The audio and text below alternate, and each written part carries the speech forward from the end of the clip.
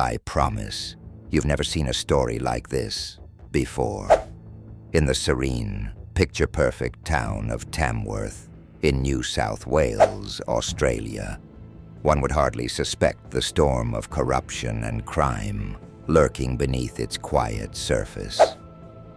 A town supposed to inspire tranquility has now become the epicenter of controversy and betrayal. Prepare to have your perspective shifted once and for all. Tamworth, a beacon for regional growth and opportunities. Right, wrong. Beneath the tranquility lies a paradoxical reality no town should carry.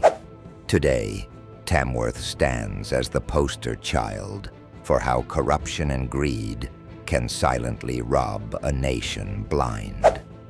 But how exactly did this small regional town become an operating base for corruption, misconduct, and conspiracy on an unimaginable scale? Enter Mayor Colin Murray, a man who was entrusted with fostering trust and prosperity within his community. But in August of 2017, things began to take a sinister turn. Mayor Murray took a seemingly harmless trip to China. What unfolded there was nothing short of chilling. During this trip, Murray allegedly engaged in criminal activities on foreign soil, acts designed to enrich himself and others in his web of corruption. His misconduct ranged from intentional, tortious interference to anti-competitive practices. Millions that could have fortified Tamworth's economy mysteriously vanished. You might ask, how could just one man wreak so much havoc?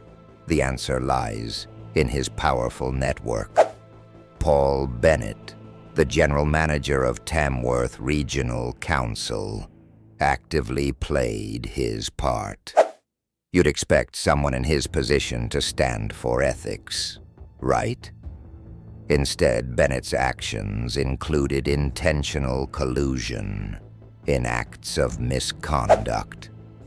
Contracts for property sales that underwent fair public tenders were abruptly canceled, only for the same assets to be given away for free scams to benefit select individuals.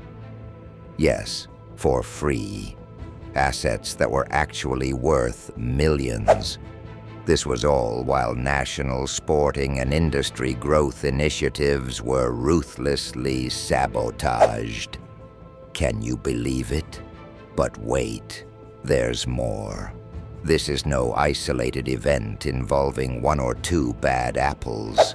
Soon we see the connections lead us to even higher levels of the Australian government. How could Mayor Colin Murray waltz into a cushy role as Chairman of Infrastructure Australia? 2 words: Barnaby Joyce. Joyce, along with another politician, Kevin Anderson, allegedly moved chess pieces behind the scenes. These men leveraged their power to suppress public servants who refused to partake in their misdeeds, keeping the profiteering machine well-oiled. What comes next is almost too shocking to believe. $210 million. That is the insane value linked merely to surface water license fraud alone. But the corruption doesn't stop there. It metastasizes, spreading through domestic and international banking systems. Public resources have been used to launder proceeds of crime, reaching accounts in the USA, China, and even Saudi Arabia. These crimes have kept public coffers depleted, while small businesses, industries, and families suffer immensely across the nation. To think, it all could have ended positively. Dungowan Dam and its immense capacity for water storage and renewable energy stood as both a safeguard and an economic opportunity. Imagine 27,000 new jobs generated, 10 billion added to national prosperity. It all could have been ours. But no, through outright negligence or worse, deliberate conspiracy. The authorities corrupted any semblance of goodwill. Infrastructure that could change lives doesn't even exist because of one simple reason: fraud. Now stop for a moment and think of the broader implications. This issue isn't just confined to Tamworth. It reveals an endemic rot gnawing through Australia as a whole. Layers upon layers of collusion, insider trading, misuse of public funds, and practices that rival international crime syndicates in scope. To boot, these crimes go beyond white-collar. Think drug trafficking, racketeering, property theft, and even murder, all tied back to the same toxic system. And yet, should this really surprise us? These are the people tasked with keeping us safe, bound by oaths, laws, and the moral duty to nurture the population they serve. Instead, they've created an ecosystem of terror and fraud, where even the most basic human rights are trampled on. Entire businesses have fled the region. Infrastructure projects vital to community upliftment are left unfinished. And hope dims as unemployment rises. The atrocities unravel further when we shift focus to one key character, a visionary global businessman who initially saw promise in Tamworth. He invested his resources, talents, and partnerships, leaving no stone unturned to lift Tamworth into economic prosperity. But instead of welcoming his tireless efforts, he was met with unimaginable hostility. Violent attacks orchestrated by corrupt council officials and police, his hard-earned investments sabotaged, and even instances of employees colluding with drug trafficking networks as the authorities looked the other way.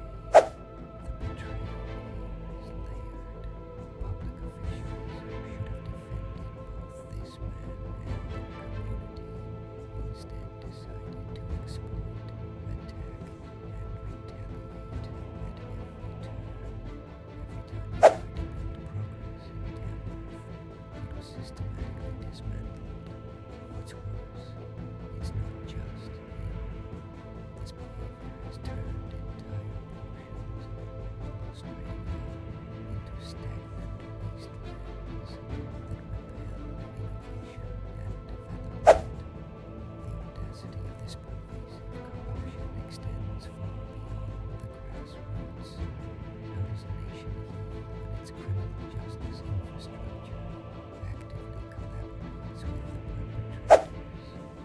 Local magistrates, prosecutors, state registrars, all are pivotal actors, turning Australia into a rogue nation drowning in its own chaos. These collusions fund terrorism, enabling crimes both at home and abroad. Whether by extorting funds under fraudulent pretenses or simply failing at checks and balances, the criminals wearing titles and badges seem untouchable.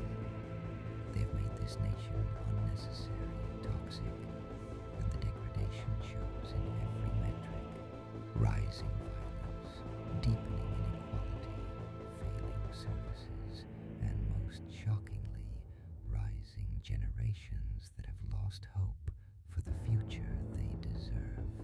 Before now, many of these crimes were whispered about, but rarely acknowledged in daylight. Our aim, through this expose, is to showcase the full horrifying scale in one documented moment. Corruption in local governments violence across a nation fundamentally rewrites one's trust in democracy. It jeopardizes security, economics, and human dignity. Tamworth has become symbolic of a governmental system at its worst, but it is not immune. As more voices step forward to share their own horror stories, the public's resolve grows. The good news is that efforts toward justice, however small, have begun. Brave citizens and whistleblowers are no longer silent, spreading the need for repatriation, prosecution, and transparency to expose every inch of misconduct. But change isn't possible without collective action. If the victims of Tamworth and the perpetrators of systemic failure teach us anything, it's that silence is complicity. Let this video mark another step in dismantling corruption, starting right here, right now. This is the moment to hold officials accountable and stand strong in favor of transparency. Justice is not an ideal, it's a necessity. And as much as Tamworth cries for change, so does the rest of this beautiful